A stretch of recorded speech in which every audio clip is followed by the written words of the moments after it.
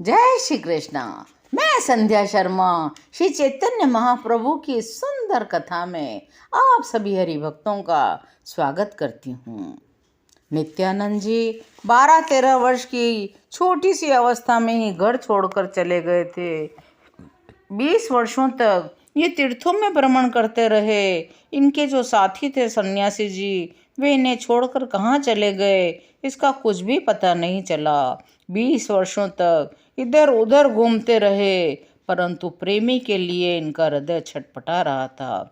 वह प्रेमी इन्हें कहीं नहीं मिला। जब महाप्रभु गौरांग का नाम सुना, उनके दर्शनों के लिए मन व्याकुल हो उठा। तब वे नवद्वीप की ओर आ गए और जिस वस्तु की चिर कामना थी, देश विदेशों में मारे मारे फिर रहे थे, वह वस्तु आज स्वयं ही इन्हें प्राप्त हो गई। गौरांग से ये अवस्था में 10-11 वर्ष बड़े थे, परंतु प्रेम में कोई छोटे बड़े का भाव नहीं होता। गौरांग ने इन्हें अपना बड़ा भाई समझकर स्वीकार किया। जैसे भगवान श्री कृष्ण गीता में अर्जुन को उपदेश देते हुए कहते हैं, अर्जुन, जो भक्त मुझे जिस भाव से भजता है, मैं भी उसका उसी भाव से भजन करता हूँ। किसी भी रास्ते क्यों न आओ, अंत में सब घूम फिर कर मेरे ही पास आ जाते हैं। नंदनाचार्य जी के घर से नित्यानंद जी को साथ लेकर गौरांग भक्तों सहित श्रीवास पंडित के घर पहुँचे। वहाँ पहुँचते ही संकीर्तन आरंभ हो गया। हरि बोल हरि बोल, हरि हरि बोल। भक्त प्रेम में नाचते गाते और हरि बोल की ध्वनि करते। कीर्तन में बड़ा ही आनंद आने लगा था। गौरांग शांत थे।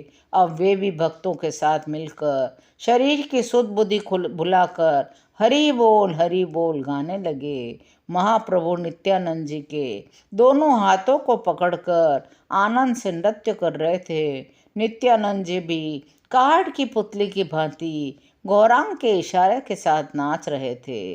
दोनों महापुरुषों का नृत्य सारा भक्त वृंद देख रहा था। क्षण भर के पश्चात महाप्रभु जोरों के साथ उठकर खड़े हो गए और भगवान निताई से आलिंगन करने लगे। आलिंगन करते ही बड़े भाई नित्यानंद जी वे चेतना शून्य हो गए। फिर बाद में थोड़ी देर बाद खड़े हुए। अब उनके शरीर में बलराम जी का सा आवेश प्रतीत होने लगा। उसी आवेश में वे वारुणी वारुणी कहकर जोर से चिल्लाने लगे। श्रीवास पंडित ने कहा, प्रभु, जिस वारुणी की आप जिज्ञासा कर रहे हैं वह तो आपके ही पास है। आप जिसके ऊपर कृपा करेंगे वही उस वारुणी का पान करके पागल बन सकेगा। प्रभु के भक्तावेश को कम करने के निमित्त एक भक्त ने शीशी में गंगा जल भरकर प्रभु को दिया। गंगा जल पीकर प्रभु कुछ कुछ प्रकृष्टिस्थ हुए। फिर नित्यानंद जी को भी अपने हाथों से उठाया। संकीर्तन में आज बड़ा ही आनंद आ रहा था। निताई को प्रभु अपने साथ अपने घर ले गए। सची माता से जाकर कहा, अम्मा देख, यह तेरा विश्व रूप लौट आया है। तो उनके लिए बहुत रोया करती थी ना। माता ने उस दिन सचमुच ही नित्यानंद प्रभु में विश्व रूप के ही रूप का अनुभव किया और अंत तक उसी भाव से प्यार करती रहीं। वे निमाई और निताई दोनों को समान रूप से पुत्र की भांति प्रेम करती थी। महाप्रभु ने नित्यानंद जी का प्रेम से हाथ पकड़ा और कहा, श्रीपाद, कल गुरु पूर्णिमा है। व्यास पूजन के निमित्त कौन सा स्थान उपयुक्त रहेगा? नित्यानंद ने श्रीवास पंडित के पूजा घर की ओर संकेत करते हुए कहा, क्या इस स्थान में व्यास पूजन नहीं हो सकता? गौरांग ने कहा, हाँ ठीक तो है, आचार्य तो श्रीवास पंडित ही हैं, इन्हीं का तो पूजन करना है, बस ठीक रहा। अब पंडित जी ही सब सामग्री जुटावेंगे। पंडित श्रीवास ने कहा, बाहर की क्या बात है, पूजन की सामग्री तो घर में ही उपस्थित है। केला, आम, पल्लव, पुष्प, फल, समिधा आदि वस्तुएं मंगवा ली जाएंगी। प्रभु ने कहा, मैं क्या बताऊं, आप स्वयं आचार्य हैं, सब कुछ सामान समझ बूझ कर जुटा लीजिएगा।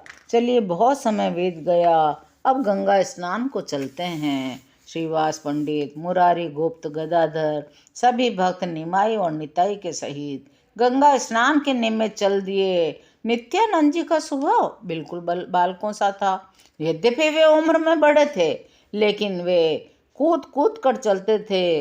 गंगा जी में एक बार घुस जाते तो फिर निकलता ही नहीं। घंटों जल में गोते लगाते रहते, कभी उल्टे होकर, कभी सीधे होकर, कभी बहुत दूर चले जाते। जब श्रीवास के कहने से गौरांग ने इन्हें आवाज़ दी, तभी ये गंगा में से बाहर निकले। प्रभु ने उन्हें बड़े आदर से बीन बीन कर जो भी सामान नित्यानंद जी ने तोड़ फोड़ डाला था, उसे बीन बीन कर गंगा जी में प्रवाहित कर दिया। अगले दिन व्यास पूर्णिमा थी। सभी भक्त स्नान संध्या वंदन करके श्रीवास पंडित के घर आते हैं। पंडित जी ने तो अपने पूजा घर को आज बहुत सजा रखा था। बंधनवार बंधे हुए थे, कदली स्तंभ थे, घर गौ के गोबर से लिपा हुआ था, सुंदर बिछौना बिछा रखा था। एक ऊंचे छोटे से आसन पर चौकी रखकर उस पर व्यासपीठ बनाई थी। व्यास जी की सुंदर मूर्ति उस पर विराजमान थी। थालों में घर की बनी हुई मिठाइयाँ, दूसरी में अक्षत, धूप, दीप, नैवेद्य, तांबुल, पूगी, फल, पुष्पमाला और सभी सामग्री सुशोभित थी। दाईं और आचार्य का आसन बिछा हुआ था। श्रीवास पंडित आचार्य के आसन पर भक्तों के बड़े ही आग्रह करने पर विराजमान हुए। भक्तों ने विधिवत व्यास जी का पूजन किया। जब नित्यानंद प्रभु की बारी आई, वे श्रीवास के कहने से पूजा करने लगे। श्रीवास पंडित ने एक सुंदर माला नित्यानंद जी के हाथ में देते हुए कहा, श्रीपाद, इसे व्यास जी को पहनाइए। श्रीवास जी के इतना कहने पर भी नित्यानंद जी ने वह माला व्यास देव जी को नहीं पहनाई, चुपचाप खड़े रहे। तब श्रीवास पंडित ने जोर से कहा, श्रीपाद, आप खड़े क्यों हैं? माला पहनाते क्यों नहीं? श्रीवास ने प्रभु को बुलाकर कहा, प्रभु, नित्यानंद जी व्यासदेव को माला नहीं पहनाते, आप इनसे कहिए ना ये माला पहना दें। प्रभु ने कुछ आज्ञा के से स्वर में कहा, श्रीपाद, व्यासदेव को माला पहनाते क्यों नहीं? सभी भक्त तुम्हारी ही प्रतीक्षा में बैठे हैं। इस बात को सुनकर नित्यानंद जी नींद से जागे हुए पुरुष की भांति चारों ओर देखने लगे। प्रभु के लंबे लंबे घुंघराले बालों में उलझकर उन्होंने जल्दी से गौरांग के गले में वह माला डाल दी, और वह माला बड़ी भरी मालूम पड़ती थी। प्रभु कुछ लज्जित से हो गए। नित्यानंद जी प्रेम में विभोर होने के कारण मूर्छित होकर गिर गए। ओहो, प्रेम हो तो ऐसा हो, अपने प्रिय पात्र में ही जिसे सभी देवी देवता और विश्व का दर्शन हो जाए। आज की ये सुंदर कथा यहीं विश्राम लेती है। शेष कथाओं को सुनने के लिए चैनल को सब्सक्राइब करिए और मेरे साथ प्रेम से बोलिए, हरि बोल, हरि बोल, हरि हरि बोल।